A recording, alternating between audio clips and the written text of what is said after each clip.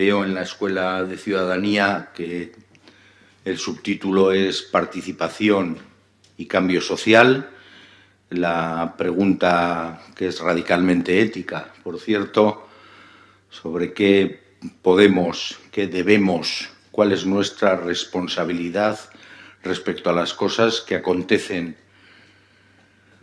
por nuestros alrededores primero, pero a nivel global también, porque como veremos, muchos de nuestros comportamientos, de forma inadvertida muchas veces, tienen efectos muy lejos que no conocemos, pero que son ciertamente significativos. El hacernos cargo y el ser conscientes de esa realidad nos va a resultar, creo, que iluminador, en cierto sentido, para enmarcar adecuadamente nuestra responsabilidad. En la presentación daba Xavier unas notas de mi perfil un tanto paradójicas, seguramente. Yo efectivamente estudié química macromolecular, hice el doctorado en química, trabajé en unas cuantas empresas de muy distinto tipo. Trabajé en una gran empresa multinacional de la industria química, trabajé en una empresa nacional muy grande de la industria armamentística, trabajé finalmente en una empresa más relacionada con el mundo del medio ambiente, del tratamiento de aguas, distintos modelos empresariales, transnacionales, empresas familiares, alguna cooperativa. Y en un momento determinado, tras 20 años, haciendo esa trayectoria profesional como químico en ejercicio, me pareció que era buen momento y tuve la oportunidad de cambiar completamente de registro. Había intentado complementar mi formación más científico-tecnológica con una formación humanística, algo que siempre me había parecido imprescindible desde ya mis años preuniversitarios, y cambié completamente mi campo de trabajo y mi campo de reflexión por el ámbito de la reflexión ética, de la reflexión en las éticas aplicadas y muy particularmente la ética económica y la ética empresarial. Hoy, como digo, no voy a hablar tanto de empresa cuanto de nosotros respecto a las empresas, y en sentido un poco más amplio. Voy a hablar más bien de nosotros respecto a la economía. Y esto lo voy a hacer porque entender la economía hoy es imprescindible para entender el mundo en que vivimos. Cualquier dimensión de la vida social, la dimensión política, las guerras, la dimensión cultural, el deporte, el turismo, el ocio, la cultura, cualquier dimensión social, es muy importante entender en qué medida se encuentra condicionada, radicalmente condicionada muchas veces, influenciada en el mejor de los casos por la lógica económica que lleva detrás, ¿no? Yo a mis alumnos y alumnas de la universidad, a los que les doy, entre otras cosas, ética cívica y profesional, cuando hacemos casos de estudio, les suelo decir seguir el dinero, también para hacer un análisis ético. Seguir el dinero porque es muy importante entender qué pasa con las consecuencias muchas veces no económicas de nuestras decisiones económicas, ¿no? Entonces, el intentar entender nosotros en la economía cómo estamos resulta imprescindible para entendernos en el mundo actual. Hay muchos fenómenos que son disruptivos, que nos pillan, a los que ya tenemos una cierta edad, nos pillan pues perplejos en mucha medida. Todo el mundo de las tecnologías está cambiando radicalmente cómo nos comunicamos, cómo compramos, cómo vendemos, cómo nos relacionamos, en qué pasamos el tiempo. Y todos esos cambios tienen también una consecuencia en nuestra ciudadanía, en nuestra manera de ejercer la ciudadanía. Nos hacemos preguntas en el Centro de Ética Aplicada, en el que desarrollamos diversos trabajos de investigación. Nos hacemos algunas preguntas muy relacionadas con categorías muy tradicionales en el mundo empresarial y que ahora siguen estando muy de moda. Cómo se generan los liderazgos, cómo se genera la participación. Claro, eso en una empresa tradicional a la que estamos tan acostumbrados en nuestros entornos, una empresa industrial radicada en un lugar concreto, con una presencia física, con una planta de producción.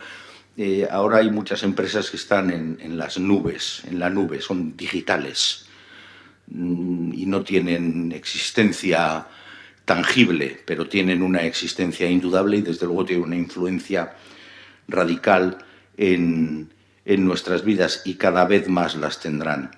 Yo hay un ámbito que conozco especialmente porque estoy muy implicado en dicho ámbito, que es el ámbito financiero. Participo del desarrollo de un proyecto de finanzas éticas que en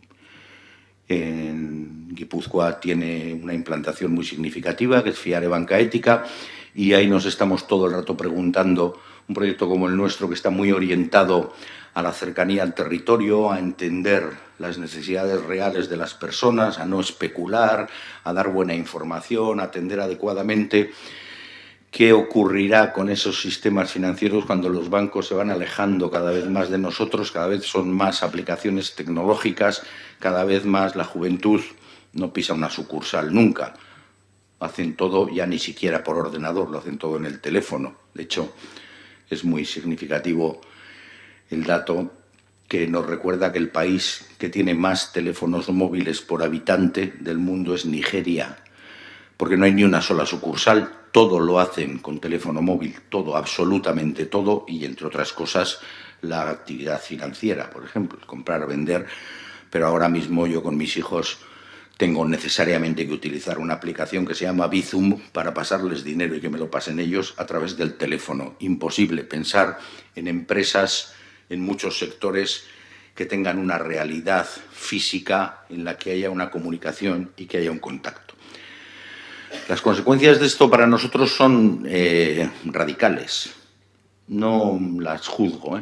Nos suelen decir a los profes de ética que somos unas personas expertas en decir a los demás lo que tienen que hacer. Nada más lejos de mi intención. También nos dicen que somos personas expertas en insultar educadamente a la gente, diciéndola de una manera sofisticada que es mala y cosas de estas. Nada que ver con eso, por lo menos la intención que a mí me sigue, ¿no? Pero sí me parece importante, y desde luego mi actividad docente tiene mucho que ver con eso, que la gente, las personas jóvenes, sobre todo que pasan por la universidad, se hagan las preguntas adecuadas sobre las consecuencias que tienen hoy determinadas decisiones económicas. Hace no tantos años nosotros sabíamos la leche que utilizábamos en el desayuno, de qué vaca era. Ahora no sabemos ni el país, ni la procedencia, ni buena parte de su composición. No sabemos prácticamente nada. Lo mismo que no sabemos en qué condiciones se han fabricado la inmensa mayoría de las prendas que utilizamos. No lo sabemos. Podemos intentar descubrirlo, eso es parte de la historia, ya lo veremos, pero no lo sabemos. De hecho, la globalización en estos momentos es lo que ha traído, ha enmarañado de tal manera las relaciones entre proveedores, clientes, cadenas de distribución, que si supiéramos lo que ha tenido que ocurrir para que una camiseta cueste 4 euros, pues seguramente mucha gente de buena fe, que yo estoy convencido que la mayor parte de la gente es gente de buena fe, huiría escandalizada, diciendo yo esto no lo compro, por muy barato que sea, por muy un chollo tremendo que represente, no puedo ser una persona cuya decisión de compra permita mantener un sistema de producción, distribución, de consumo de estas características. De tal forma que entender la economía, como digo, y lo que pasa en la esfera económica es importantísimo. Y en la esfera económica hay unos actores muy particulares, que son las empresas. Claro, si empezamos a tratar de conectar lo que es una empresa con el concepto de ciudadanía, veo que en este ciclo de ciudadanía, lógicamente, habláis un rato. Yo también tengo que hablar en clase necesariamente muchas veces de ciudadanía, muy vinculada con el concepto de profesión, de profesionalidad, etcétera. Si hablamos de ciudadanía, rápidamente nos aparecen tres palabras nítidamente vinculadas con el concepto de ciudadanía. Son derechos, deberes y pertenencia a una comunidad. Son tres elementos que están en cualquier teoría sobre ciudadanía, sea liberal, social, republicana, ciudadanía global, aparecen esos conceptos de una u otra manera, enfatizando más en unas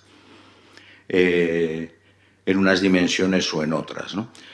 Pero esta dinámica de derechos, deberes y pertenencia a una comunidad es lo que configuran de una manera determinante nuestra condición ciudadana. Si eso se lo queremos transferir ya no a la persona, sino a la empresa, pues ocurren unas cuantas cosas paradójicas. La primera es que para eso habría que reconocer que las empresas son sujetos, son con conciencia propia y son mucho más que agregaciones de individuos. Hay muchos pensadores, y yo me incluyo, que somos de esa opinión precisamente. Las empresas generan marcos de valores propios que van mucho más allá de los valores particulares de los miembros concretos de las empresas y generan valores que no necesariamente tienen por qué ser valores éticos, generan valores. Hay una empresa que todos conocemos y que muchos usamos, bueno, yo la he usado 3 veces en 3 minutos que estaba aquí sentado, que es Google. Uno de sus valores es el buscador de Internet. Uno de sus valores, si lo veis en su propia descripción, es rápido es mejor que lento. Es uno de sus valores. Y basa buena parte de su desarrollo empresarial en la rapidación. El Papa Francisco hacía incluso una referencia sobre este asunto. Nos anima a identificar la rapidez como un valor. Algo que no siempre es verdad y en muchos casos es ciertamente un disvalor. Pero es un ejemplo que, desde luego, ha hecho fortuna. Y la rapidez, la inmediatez, la respuesta rápida, el ok, el me gusta, la respuesta en 200 caracteres o en una frase rápida, parece que van generando otra manera de relacionarnos. Este es uno de los ejemplos que nos muestran que las empresas son perfectamente capaces de ejercer su ciudadanía influyendo en la comunidad. Y de hecho lo hacen. Entonces, pensar en la ciudadanía empresarial es preguntar a las empresas, hacerles una pregunta, y esta es la segunda diferencia importante, hacerles una pregunta que es claramente diferente a las preguntas que se pueden hacer a las personas. A una empresa se le puede preguntar si merece la pena. A una persona no. Las personas merecemos la pena per se, por el hecho de ser personas. No tenemos que mostrar nuestro merecimiento. No hay personas ilegales, a pesar de que los titulares en prensa las caractericen así muchas veces. Las personas tenemos una dignidad y no merecemos o no merecemos la pena en función de nuestros méritos, de nuestro origen, de nuestra procedencia, de nuestra raza, de nuestro género. Sin embargo, las empresas sí que podemos hacerlo. Sí podemos hacerlo. ¿Quieres tomar un vaso de agua o algo? Es que estás pasando un rato horrible, de verdad. Esperamos, no te preocupes. Lo mismo me pongo a toser yo también, ¿eh? O sea que lo he hecho por interés propio, no te preocupes.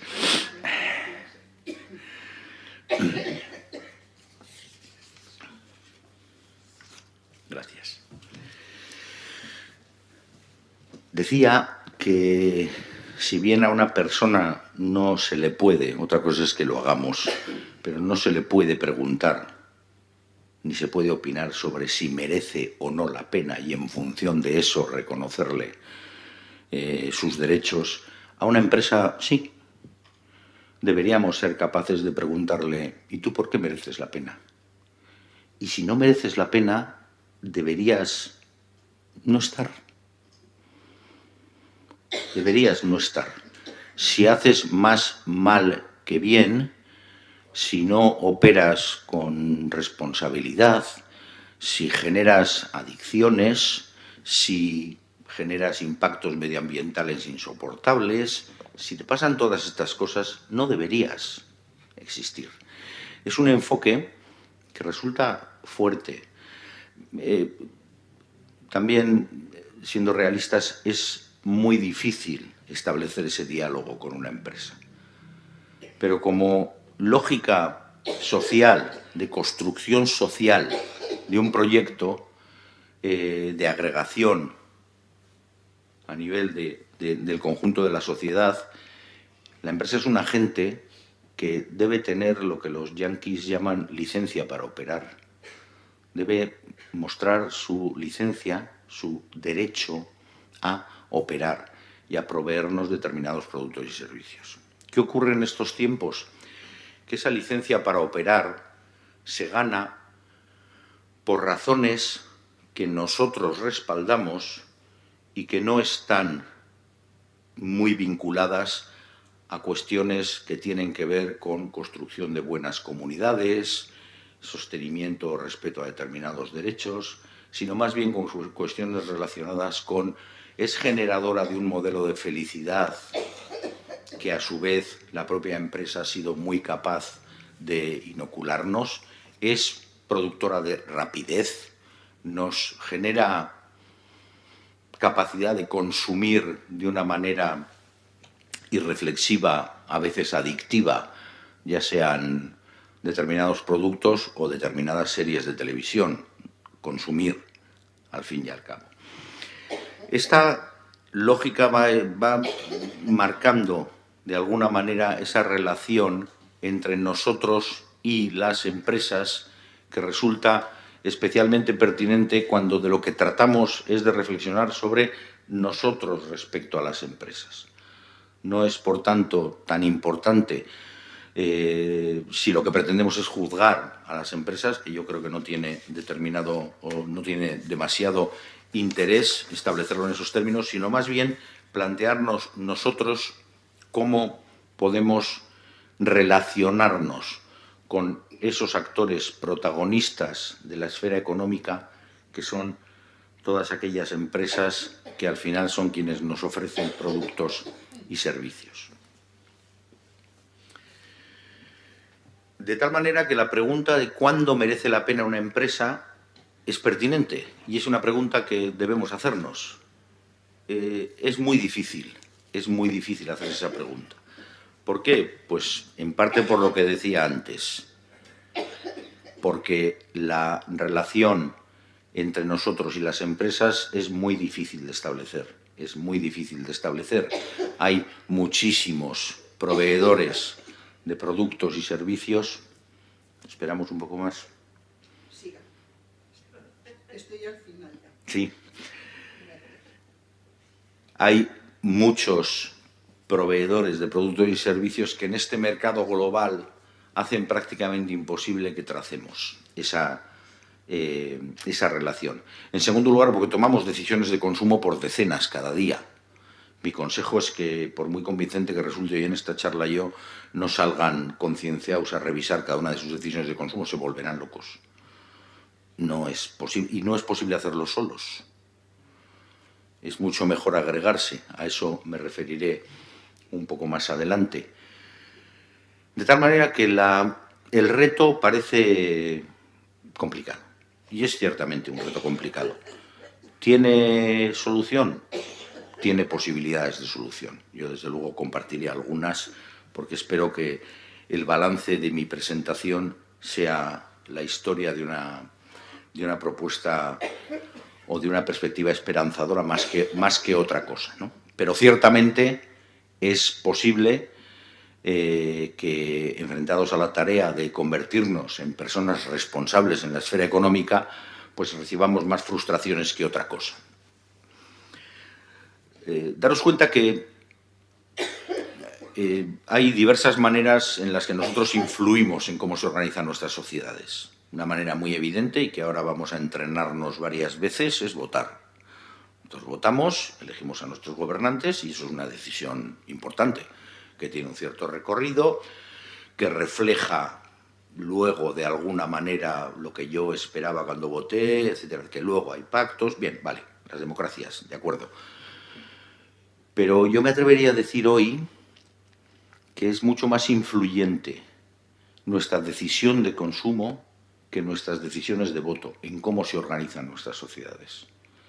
Fijaros que es una afirmación muy fuerte, porque parecería, bueno, parece de hecho, o sugiere de hecho, que esos a quienes elegimos cuando consumimos, que son las empresas, son realmente quienes tienen el poder de organizar nuestras sociedades. Y eso en buena medida es verdad. En buena medida es verdad. Cada vez que yo tomo una decisión de consumo, mi decisión, sin que yo lo pretenda, pero se suma, se agrega, se sincroniza con otros miles y miles y miles de decisiones similares. Y el mensaje es clarísimo. Cuando voto, mi mensaje no es tan claro. Yo digo, apoyo a este partido, pues cada uno sabrá por qué razón, cada uno sabrá por qué.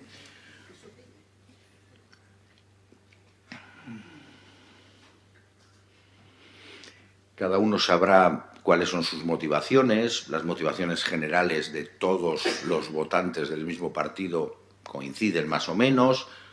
Cuando consumo no hay malentendido. No hay malentendido. Todos los que consumimos el mismo producto lanzamos un mensaje inmanipulable, sincronizado, automáticamente sumado y perfectamente computable. Ahí no hay ni leyes DONT, ni proporcionalidades, ni es un mensaje que le dice al proveedor en cuestión, sigue, sea lo que sea que estés haciendo, que yo compro. De tal manera que esa búsqueda de la legitimidad, que es la búsqueda de toda organización social, ser legitimada como para operar, como para ser reconocida socialmente con un prestigio, con una reputación, esa legitimidad percibida, luego hablaré de otra legitimidad, esa legitimidad percibida se convierte simplemente en una suma de personas que han decidido consumir, lo cual le permite pues, a un presidente de un banco acercarse a un presidente de un gobierno y decirle, presidente, cuídeme, que yo soy muy importante para este país. Oiga, que el presidente del gobierno soy yo. Ya, quiere que le diga cuál es la lista de los millones de votantes que tengo yo, que cada día están reforzando esa decisión de respaldarme. Este es un imaginario social que es ciertamente, no sé si sombrío, pero desde luego es ciertamente responsabilizador. Nos debería sugerir que el hecho de tomar decisiones económicas tiene efectos que no son estrictamente económicos y que son efectos extraordinariamente influyentes en cómo se organizan nuestras sociedades.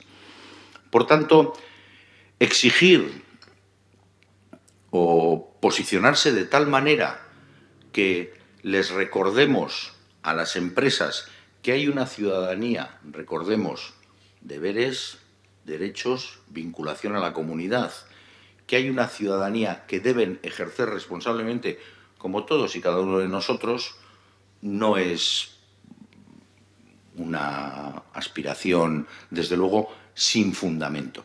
Es una aspiración radicalmente moral, es una aspiración con un contenido ético profundo, ¿no? Claro, luego nos ponemos a hablar de ética. Pues nos ponemos a hablar de ética, todo el mundo habla de ética, y últimamente esto no es ético, si es ético, es legal, no es legal. Y aparece un aspecto de la ética que es un aspecto que en el contexto actual es significativamente contracultural. Y lo podemos entender utilizando otra vez el concepto de legitimidad.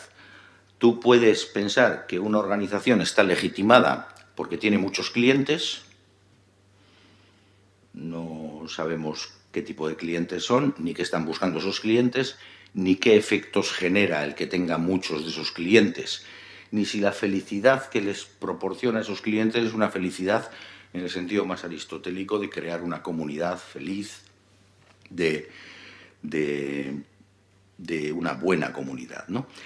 Hay, sin embargo, otra manera de entender la legitimidad que está basada no tanto en el respaldo masivo, sino en la capacidad, de hecho, de generar condiciones de justicia en tu entorno. Una legitimidad ética, que de lo que trata es de reconocer aquellas, no hablo de personas, organizaciones, que son capaces de generar condiciones de justicia en su entorno.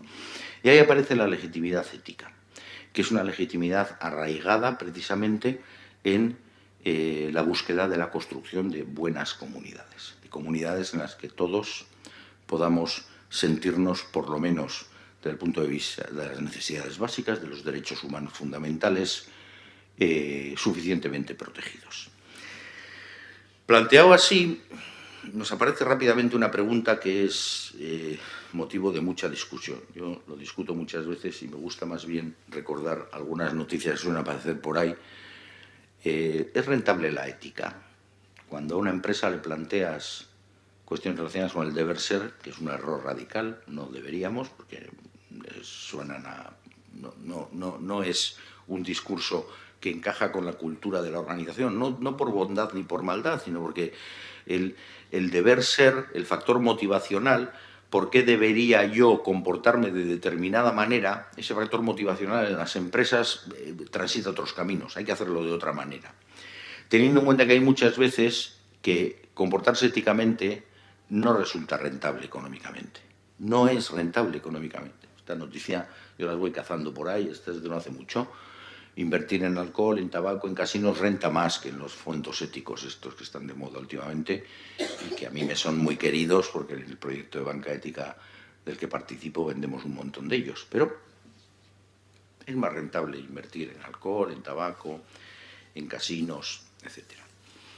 Claro, si no podemos agarrarnos al concepto de rentabilidad económica, hay que agarrarse a algún otro concepto. Y ahí sí que es cierto que se puede encontrar, digamos, una puerta en la que podemos intentar relacionarnos con las empresas tratando de que descubran que les merece la pena comportarse éticamente, que les merece la pena ejercer una ciudadanía responsable. Fijaros que el lenguaje que entienden más bien las empresas es un lenguaje de este tipo, ¿no? Competitividad, diferenciación, reputación, legitimidad. Si una empresa descubre que un tipo de comportamiento le produce una ventaja competitiva, lo va a agarrar. Si le produce una posibilidad de diferenciación, lo va a utilizar. Si le genera una ventaja reputacional, lo va a utilizar. Claro, de legitimidad ya hemos hablado. Todos estos valores que muchas veces en los discursos empresariales, yo esto lo dialogo mucho con mis compis en la uni, en la escuela de negocios y tal, todos estos valores son transitivos, requieren que otro otorgue tu condición de empresa competitiva, de empresa diferente, de empresa reputada. Y si fuésemos nosotros los que otorgamos esa diferencia, si fuésemos nosotros los que otorgamos esa diferencia, ciertamente las empresas estarían motivadas para hacerlo así. Pongo algún ejemplo. Hace unos cuantos años, lo pongo de lejos de aquí para no pisar ningún callo, hace unos cuantos años la empresa petroquímica Shell, la de la Conchita, aquí no hay mucho distribuidor, tenía una plataforma de extracción de gas en el Mar del Norte. La Brent Spar se llamaba. Una plataforma de extracción de estas que acabó de extraer, se acabó la bolsa de gas. Entonces la Shell obviamente hizo sus cálculos y descubrió que era infinitamente más barato poner 3 o 4 cargas y hundirla en el mar que desmontarla y llevarla hasta la costa y limpiarla, evitar impactos medioambientales, etcétera, etcétera. Con lo que decidí hacer eso. Bueno, unas cuantas organizaciones de ciudadanía agregada, organizaciones de la sociedad civil, movimientos ecologistas, algunos de ellos, etcétera, empezaron una campaña y Shell se dio cuenta que estaban bajando las ventas en sus estaciones, en sus gasolineras, en Inglaterra, en Holanda, en Francia. Al mismo tiempo, y explico estas dos dimensiones porque son dos ejes muy importantes, todavía no he hablado de los políticos, ahora mismo voy, al mismo tiempo hicieron una campaña intensiva de dar la lata desde la mañana hasta la noche a un montón de parlamentarios holandeses, ingleses, explicándoles el tema de la Brent Spar, diciendo que tal, que hagan el favor de ir al Parlamento, que obliguen. Resultado, la Shell desmontó la plataforma en la costa limpiamente y abandonó el plan de hundirla en el Mar del Norte. Un ejemplo. Hay muchos ejemplos de estos. Por nuestros alrededores tengo que decir que no demasiados. Aquí se cierra una empresa que es productora o que es de una multinacional que se llama Procter & Gamble y nosotros seguimos comprando Mr. Proper y se están quedando nuestros familiares sin trabajo. ¿Lo hacemos? Hay otros casos que conocemos y en las experiencias que tenemos todos hay casos en los que ocurren cosas que demuestran que es posible que como ciudadanos, ciudadanas, nos motivemos, nos movilicemos y incidamos en la esfera económica. Obviamente podéis estar pensando que hay otras incidencias en la esfera política que tienen también mucha virtualidad y es cierto, y vemos en los últimos tiempos buenos ejemplos de movilización ciudadana, no precisamente de jovencitos y jovencitas tratando de reivindicar algunos derechos, en fin. ¿Qué quiere decir esto? Que hay que salir a la calle y tal. No estoy hablando tanto de eso, estoy hablando de darnos cuenta que nosotros formamos parte de una manifestación permanente, que es la manifestación de los que toman determinadas decisiones de consumo. Esa es permanente, día a día, y vamos todos detrás de una pancarta, que es viva y el nombre de la empresa en cuestión detrás. ¿Lo hacemos? ¿Intencionalmente? Seguro que no. ¿Conscientemente? Deberíamos hacernos conscientes de que eso es exactamente así.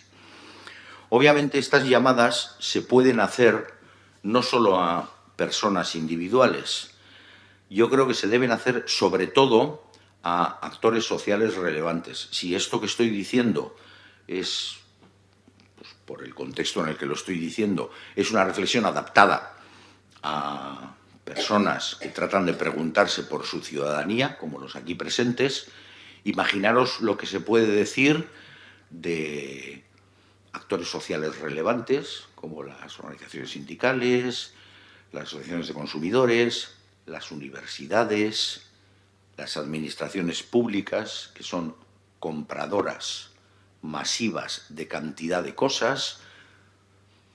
¿Habría que hacer este tipo de reflexiones? Hay sin duda que hacerlas. ¿Se hacen? Se hacen. Y yo en los últimos años he podido participar y he sido testigo de evoluciones muy significativas en lo que se llama tutela de mercados o cláusulas sociales que la propia administración incorpora a sus proveedores. En mucha medida respondiendo a clamores sociales. Hoy es muy difícil que haya un pliego de una administración que no incorpore la perspectiva de género. Mira, entre las condiciones del solicitante para ganar esta plica, para ganar este concurso de suministro de lo que sea, me tendrás que explicar cómo incorporas la perspectiva de género en la gestión de tu empresa. Y si no, olvídate.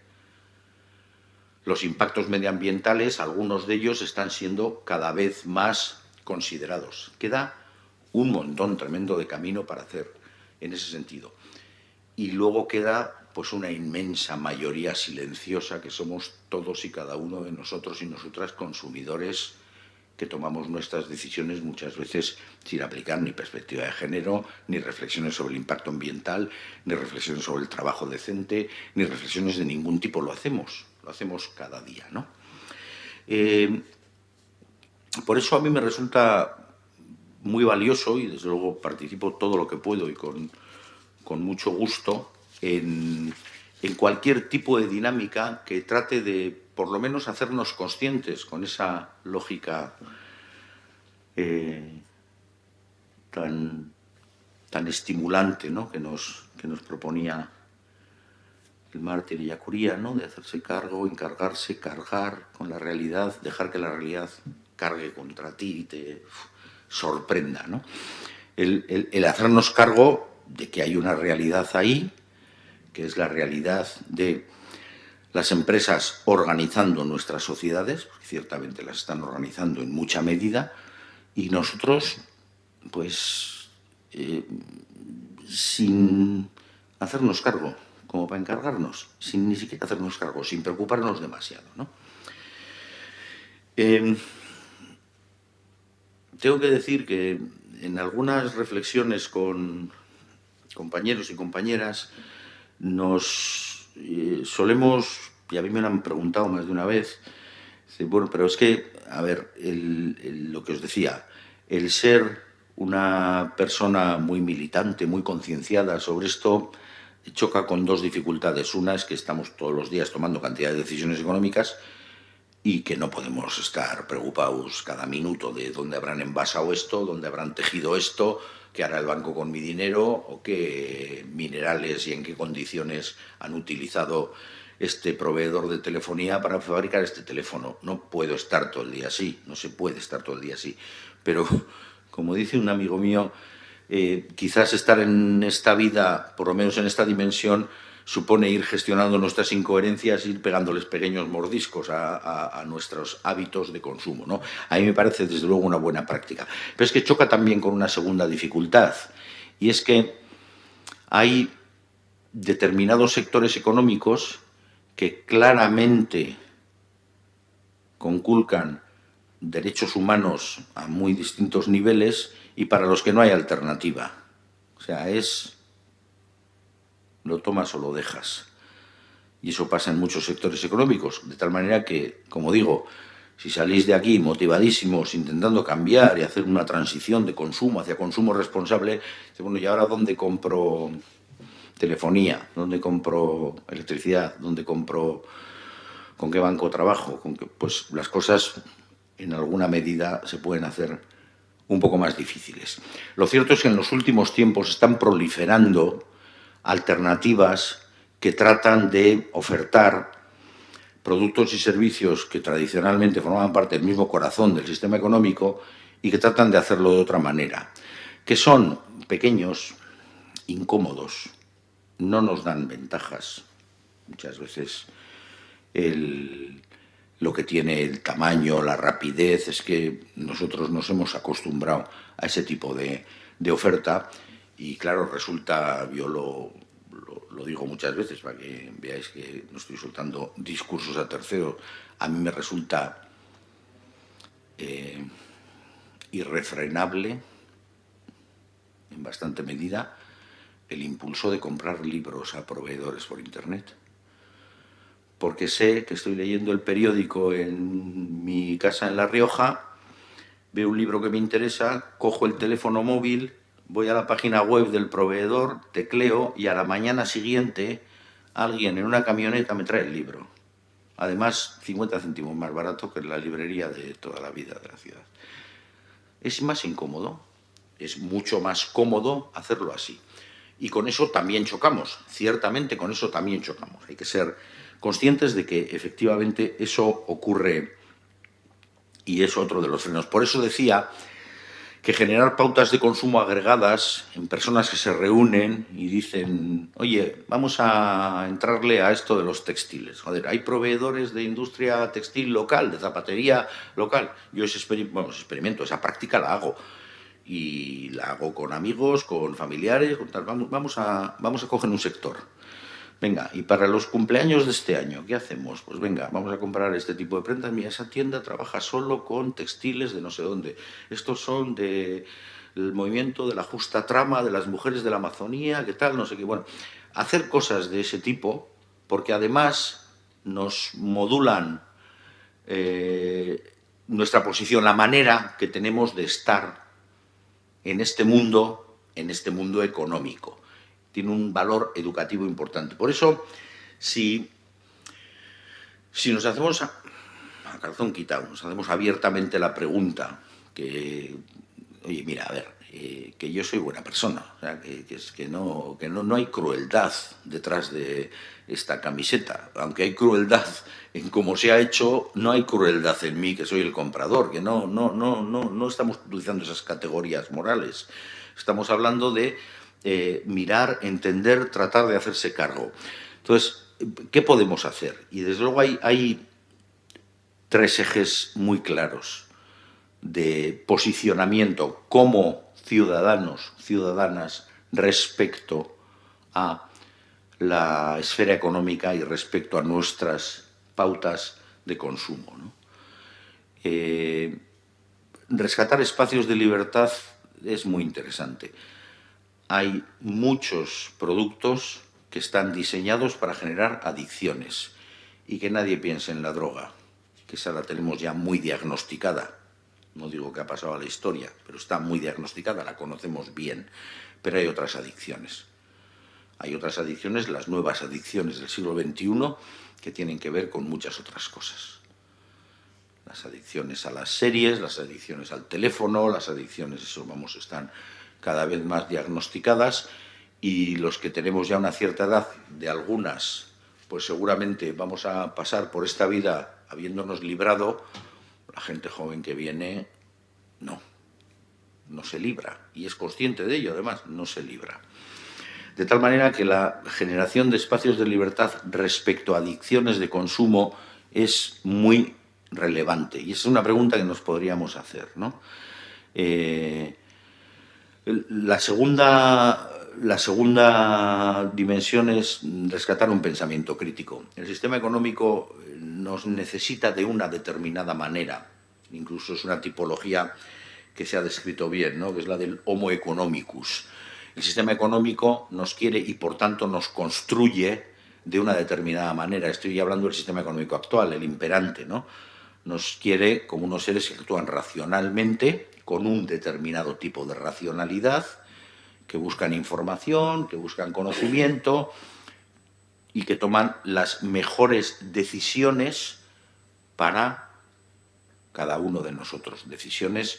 Es un individuo esencialmente egoísta, así se modela, y ese es un individuo que se puede pronosticar muy bien, se puede simular muy bien en los estudios de mercado, de marketing. Dicen los informáticos, se puede computar muy bien. Esos comportamientos funcionan muy bien en un ordenador, se pueden prever y decir, a ver, si lanzo esto, si le pongo un me gusta a la red social, la gente va a entrar como porque somos petulantes, porque nos gusta el reconocimiento, porque es ese tipo de persona la que necesita el sistema económico, y como la necesita, lucha por construirla, que esa es una parte que nos pasa más bien desapercibida, porque el sistema económico actual, lo que se entiende como neoliberalismo globalizado, el sistema económico actual es también un nicho cultural. Nos construye de determinada manera. Nosotros en el sistema económico nos comportamos de una determinada manera. Seguramente hemos tenido experiencias, yo desde luego las he tenido, cortas en el tiempo, siempre, lógicamente, eso forma parte del problema, en la que has hecho una experiencia de lo que le llamaban antiguamente la fuga mundi, ¿no? Me voy a un pueblito a pasarme unas vacaciones, una semana en una casa con unos amigos, no sé qué. Hay cantidad de necesidades que desaparecen y no merma excesivamente tu felicidad. Esas experiencias las hemos recogido todos, sin contar con las experiencias vinculadas a la pérdida de la salud que en cuanto aparece sí que pones en un segundo plano cantidad de muchas otras cosas, ¿no? Pero, sin embargo, en el día a día vuelve la batalla cultural, vuelve el impacto, vuelven los anuncios, vuelven las adicciones, vuelven el me gusta, vuelve la chica guapa pegada al coche, vuelve el neuromarketing. Yo es algo en lo que no me gusta profundizar demasiado, porque sé algo, pero no lo suficiente, pero cada vez se oyen más reflexiones relacionadas con lo que se llama el neuromarketing, que es la capacidad, de hecho, que tienen las empresas y también los partidos políticos de darnos a cada individuo, a cada uno, el mensaje que necesitamos. Porque con todos estos datos que hay por ahí y que nosotros vamos regalando gratuitamente, porque hemos mandado una foto de que ayer estuve en Cancún y entonces ya sabe todo el mundo, literalmente todo el mundo sabe que a ti te gusta irte a Cancún. O te pones a buscar en el ordenador taladros y empiezan a colarse anuncios de taladros cuando estás leyendo el periódico en la tablet. Ese neuromarketing lo que hace es enviarme a mí exactamente los estímulos que posee esos datos sobre mi persona y que me conoce en cierta medida mejor que yo, cree que yo necesito en un momento determinado. Es un mundo que a mí me genera un cierto escalofrío. ¿Qué queréis que os diga? Me genera un cierto escalofrío. Pero con los últimos revolcones en la esfera política, con las elecciones americanas, con el proceso de paz en Colombia, con el Brexit, con el tal, con las noticias falsas, estas fake news y todo esto, se están empezando a tomar más de uno en serio, si no será verdad, que todos estos datos que regalamos gratuitamente cada vez que decimos algo, comunicamos algo, compartimos algo, preguntamos por algo o imprimimos algo, cada vez que hacemos eso en la nube, estamos dejando un trozo de alma en manos de quien compre esa información, y el acceso a datos en este momento es absolutamente, el sueño del oro de cantidad de empresas, el saber esos datos que necesitamos. De hecho, hasta los mensajes políticos están empezando a ser personalizados, de tal forma que tú recibes un mensaje de un candidato de un partido que no es el mismo que recibe tu vecino, del mismo candidato, del mismo partido, porque de ti saben que prefieres un mensaje relacionado con la inmigración, porque has tuiteado no sé qué, porque has compartido no sé qué, porque has puesto una foto en la que tienes a un Torri refugiatuak en el balcón, o porque has dicho algún comentario xenófobo en una red social. Mientras que a tu vecino, pues como saben que está en el paro, que no sé qué, le interesa más un mensaje relacionado con el empleo. Y eso es micromarketing para cada uno de nosotros y nosotras. Lo cual refuerza el consejo que decía antes, que en todo este asunto no os aisléis. Hay que hacerlo colectivamente. Hay que hacerlo colectivamente, hay que agregarse y hay que hablar de esto colectivamente. Oye, ¿sobre qué sector de consumo trabajamos hoy? Venga, vamos a trabajar sobre este. Joder, pues he leído un informe muy interesante de la campaña Ropa Limpia que dice lo que está pasando con las maquiladoras de México, con los proveedores de las grandes empresas de moda en el norte de África, o con aquella, el Rana Plaza, la tragedia aquella en la India, que se cayó un edificio y de repente aparecieron ahí un montón de cadáveres porque eran talleres que utilizaban mano de obra esclava, todas esas cosas. Respecto a eso, ¿qué hacemos? ¿Qué hacemos respecto a eso, ¿no? El tener esa información, el por lo menos preocuparnos, a ver si luego pillamos alguna idea sobre la que ocuparnos, pues es muy interesante. Hay muchísimas dimensiones sobre las que se puede trabajar, muchísimas dimensiones, ¿eh? No he comentado nada sobre la soberanía alimentaria, sobre la cuestión de los alimentos, sobre la agricultura ecológica, sobre, en fin, una cantidad muy grande de cuestiones. Y por cerrar, bueno, que no se me olvide, porque siempre se nos pasa, o a mí por lo menos se me pasa, cuando hablamos de estas cosas, hay que ser libres, hay que ser críticos, bueno, pero también hay que ser solidarios, ¿eh? O sea, que de hecho hay ciertas respuestas que en este momento son imprescindibles, son de pura humanidad, porque hay gente que lo está pasando ciertamente muy mal, ¿no? Entonces, no vale solo con ejercer desde nuestro relativo bienestar, hacer un ejercicio de libertad, o desde nuestra relativa capacidad cultural y capacidad de acceso a recursos, el hacer un ejercicio de crítica, es que también con humildad, pero con caridad y con sentido de la realidad, el tener también una respuesta solidaria frente a situaciones que literalmente claman al cielo, ¿no? Entonces, ese, digamos, triple eje del ejercicio de la autonomía, la libertad, el espíritu crítico y la solidaridad, creo que son tres ejes que no podemos perder de vista cuando nos enfrentamos a lo que ocurre en la esfera económica. Lo estoy analizando directamente en este contexto, ¿eh? Cuando lo que ocurre es lo que de hecho nos ocurre en la esfera económica. Para que veáis un ejemplo, os cuento uno. Hace unos cuantos, yo creo que fue 2 o 3 años, pusieron en la plaza Potsdam en Berlín, que es una plaza muy grande, la que más se estaba construyendo hace unos cuantos años, pusieron una máquina expendedora de camisetas. Tú metías 2 euros y te daban una camiseta. Ajá, una camiseta bien, ¿no? Metías los 2 euros y aparecía una pantalla. Y te decía, espera un momento, va a haber un vídeo de 1 minuto. Cuando acabe el vídeo, presiona un botón y sale la camiseta. El vídeo te explicaba exactamente cómo se había hecho la camiseta. Y luego decía, obviamente era una máquina que había puesto una ONG de la campaña Ropa Limpia, etc. Y decía, si después de haber visto este vídeo quieres donar a la ONG, das a este botón, y si quieres quedarte con la camiseta, das a este otro. La inmensa mayoría donaba a la ONG, lógicamente. Ya sé que es un ejemplo que sociológicamente tiene más agujeros que un colador, pero es una muestra de que si realmente tuviésemos evidencia directa de qué ha ocurrido, insisto en esta idea, para que yo pueda acceder a determinados bienes o servicios, de qué hace mi banco con mi dinero, por ejemplo, de qué ocurre con esas consecuencias no económicas de mis decisiones económicas, pues seguramente estaríamos en mucha mejor posición para ser uno de esos actores claves que traten de motivar a las empresas a comportarse como empresas ciudadanas.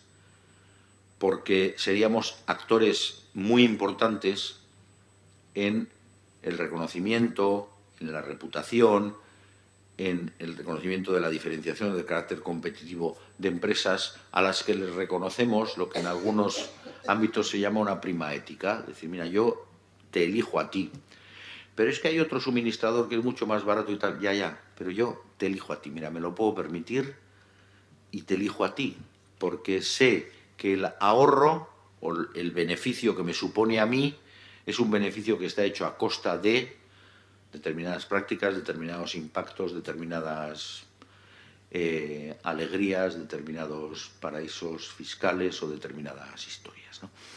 De tal forma que, como digo, el por lo menos preguntarnos, oye, estas decisiones que voy tomando, ¿qué efectos tienen? ¿Cómo ha sido esto posible? Y el hacerlo colectivamente, si tenéis la posibilidad de participar en grupos de reflexión de cualquier ámbito, el incorporar estas cuestiones a mí me parece muy importante, porque no os olvidéis que entender la economía hoy es entender el mundo en que vivimos, si no vamos por el mundo con cartolas, ¿eh?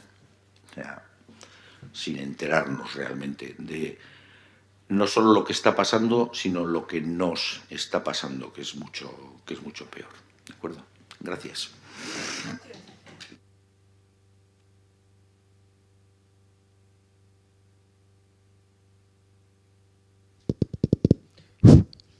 Bueno, tenemos posibilidad de compartir comentarios, impresiones, preguntas.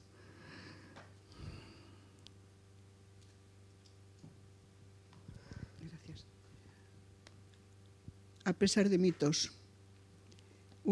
A pesar de mitos.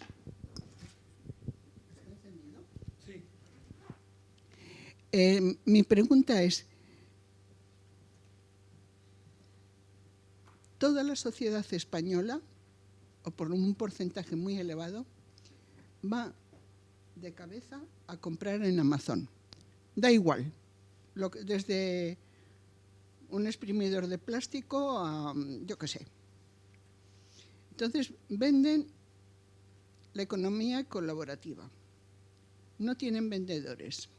Los vendedores son los que compran y que después le piden consejo. Y encima no pagan impuestos. Y además, según viene la comunicación de la prensa, pagan muy mal a los trabajadores. Y a los distribuidores, sálvese quien pueda. Y no quiero juzgar más. ¿Cómo podríamos organizarnos, absolutamente todos, para que Amazon cambie? Yo todas las propuestas que he hecho, pero es que yo me ahorro un montón. Y como es más barato, no me importa que cierre la tienda de al lado. Y me da igual que sea un mueble, que un horno, que un libro, que una tablet. Y resulta que después cuando la político de turno quiere poner una tasa para que pague impuestos, todos le dicen no. Porque la decisión tiene que ser colectiva a nivel de la Unión Europea. Ante eso, ¿qué demonios podemos hacer? Aparte de aguantarnos, claro, Mira, y no comprar. Ese ejemplo y unos cuantos más nos muestran que las cosas no son sencillas y que nuestras sociedades son muy complejas y que los actores sociales relevantes para generar transformaciones significativas o para frenar desmanes muy evidentes tienen que ser de distinto nivel. Varios de las cosas que has apuntado de Amazon, pero que se pueden apuntar de muchos otros ejemplos de economías digitales. Olvidémonos de las economías colaborativas, ¿eh? Amazon no quiere colaborar con nadie y Uber tampoco. Una cosa son las economías colaborativas en las que hay dos personas que quieren de hecho colaborar y otra cosa son economías digitales en las que hay un proveedor que se está enriqueciendo y mucho, haciendo circuitos económicos que conceptualmente son exactamente iguales que los anteriores, lo que pasa es que están utilizando las tecnologías en la red, ¿no? En todo este mundo de las economías digitales ha ocurrido algo que, desde luego, escapa de las capacidades individuales de movilización, y es que las empresas se han globalizado de una manera mucho más eficaz que los gobiernos. Y eso pasa en todos los ámbitos relacionados con la elusión fiscal, con los paraísos fiscales, con el freno a la especulación, con la propiedad intelectual. Hay muchísimos elementos que o se toman grandes pactos. Hablabas de la Unión Europea, ni siquiera, porque se irán a las Islas Caimán, ¿eh? Pero también es cierto que dentro de la Unión Europea hay paraísos fiscales y paraísos fiscales muy claros y muy evidentes. Yo participo en alguna medida en ciertos debates a nivel de la Unión Europea sobre estas cuestiones. Y ahora que vienen las elecciones europeas, pues solemos desde la Federación Europea de Bancos Éticos, que presido y tal, pues bueno, mandamos preguntas a los candidatos sobre todas estas cuestiones. Hay ciertamente muchos políticos que ven evidente que hay que incorporar una tasa para las transacciones financieras, la famosa tasa Tobin, que hay que acabar con los paraísos fiscales. El tema de los paraísos fiscales es delicioso. Mira, yo, como digo, trabajo en la Uni, en Deusto, en Bilbao, y suelo hablar mucho con la gente de la comercial, de la Escuela de Negocios. Yo estoy en el Departamento de Humanidades, aunque doy bastantes clases en Ingeniería. Entonces estamos ahí, vecinos, y hablo con gente sobre estas cuestiones porque y les suelo preguntar, oye, a ver, explicarme la utilidad de lo que sea, un derivado, un producto financiero raro, de estos que parece que son un timo, de no, porque esto moviliza la economía, te cuentan sus historias. Cuando les preguntas, ¿me quieres explicar la utilidad de los paraísos fiscales? Me dicen, no, eso no tiene ninguna explicación. Eso es perdona, estamos grabando, eso es un arreglo político impulsado por poderosos actores económicos. Y punto. No tiene más justificación. O sea que la pertinencia de las decisiones políticas, yo a pesar de que lo que estaba diciendo,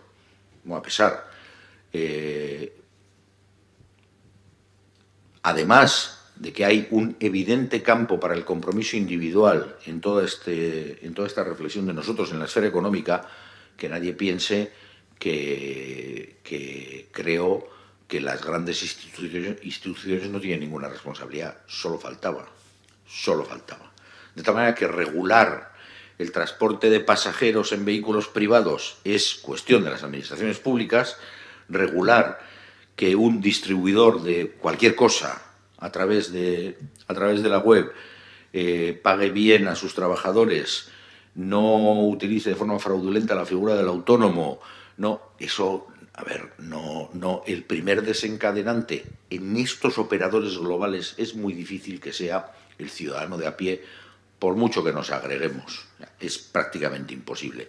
Porque son decisiones además que son muy privadas. Las tomas desde tu ordenador, tal.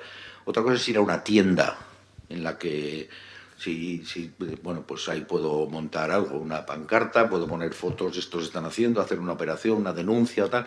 Claro, las economías digitales, ¿cómo protestas contra ellas? ¿Dónde está Amazon? En la etiqueta de la caja de cartón que recibes en tu casa. ¿Dónde está Amazon? ¿Sabes quién es el dueño de Amazon? Un ultra multimillonario. Entonces, claro, hay una secuenciación entre la escala micro, que es la de las decisiones de cada uno de nosotros como individuos, la escala meso, que es la de ciertas organizaciones sociales que pueden tener una cierta influencia o pueden incidir políticamente, y luego está la escala macro, y en la escala macro los agentes económicos están mucho más eficientemente implantados que los actores políticos, que a escala global no existen administraciones globales de casi nada. Entonces, claro, hay un problema con eso, hay un problema con muchísimas otras cosas. ¿Quiere decir esto que no se puede hacer nada con nada? No, no es cierto. Hay algunos otros sectores en los que sí se pueden hacer cosas y se pueden hacer cosas importantes. ¿Por qué? Pues porque hay agentes económicos, y ya digo que no nombro a ninguno, si luego en la puerta me queréis preguntar algo, pero hay actores económicos a los que claramente hay evidencias que están operando, pues haciendo fraudes fiscales clarísimos,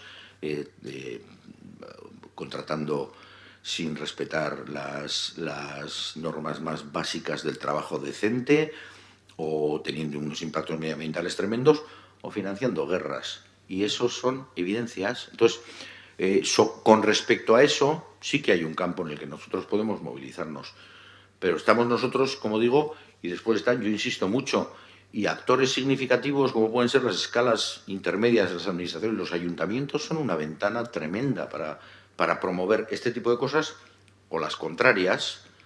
Puede ser un ayuntamiento que está muy preocupado de lo más plus, la digitalización, la innovación, no sé qué, vale, de acuerdo, pero ¿y de la economía solidaria, de la agricultura ecológica, de la cercanía al territorio? ¿Estás o no estás?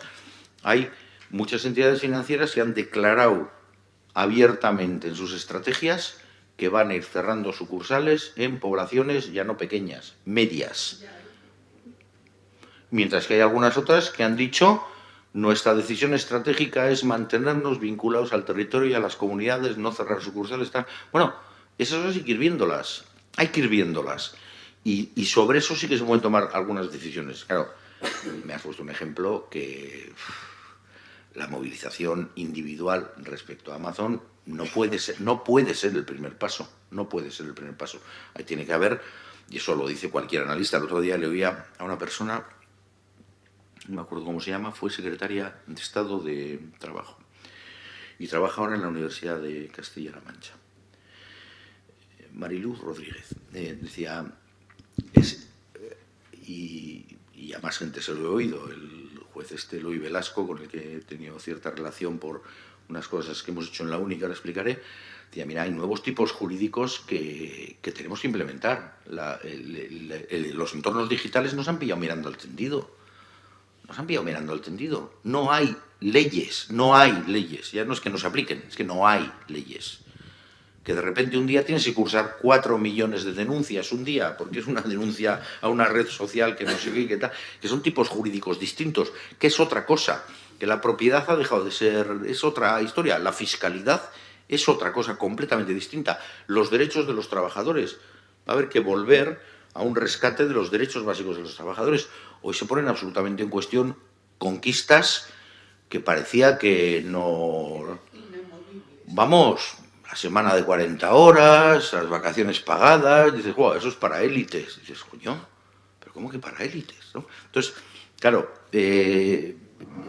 ya digo que todo esto es muy, muy multidimensional, pero que nadie entienda que yo pueda decir que los principales responsables somos los consumidores individuales. Cuidado, tienen mucho más poder muchos actores y desde luego los actores políticos al final dices, bueno, y si no te implicas en esto, ¿tú por qué mereces la pena?